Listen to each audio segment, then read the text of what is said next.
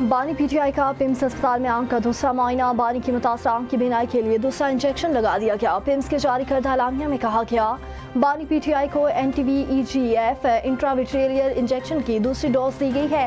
Executive director PIMS के मुताबिक बानी को अडियाला जेल से अस्पताल मुंतकिल किया गया। प्रोसीजर से कबल तिबी बोर्ड का बानी का तफसीली मुआयना, ECG और कार्डियोग्राफी नॉर्मल करार। बानी को रजामंदी के बाद ऑपरेशन थिएटर में तयशुदा प्रोटोकॉल के तहत इंजेक्शन लगाया गया। डॉक्टरों के मुताबिक बानी की बीनाई में मजीद बेहतरी आई है। जराये के मुताबिक बानी पीटीआई ने खुद भी डॉक्टरों के सामने इस बात का इजहार किया कि उनकी आंख बहुत बेहतर हो रही है, उन्हें अब बेहतर दिखाई देता है। बानी जरूरी हदायत, फॉलो अप मशवरे, नुस्खे और दस्तावेजात के साथ डिस्चार्ज वापस अडियाला जेल मुंतकिल कर दिया गया।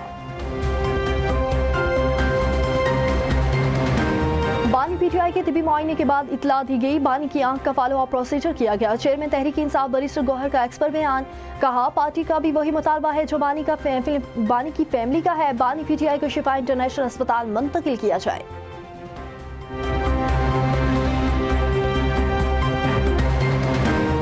वफाकी वज़ीर दाखिला मौसम नकवी का सरकारी दौरे पर इटली पहुंच गए। इटली, यूनान, स्पेन के हम मंसूबों से मुलाकात करते हैं।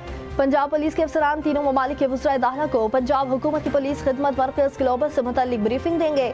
खिदमत मरकज़ की यूरोप भर में पजीराई हो रही है। मुलाकात में दीगर अहम उमूर पर भी तफसीली तबादला ख्याल किया जाएगा।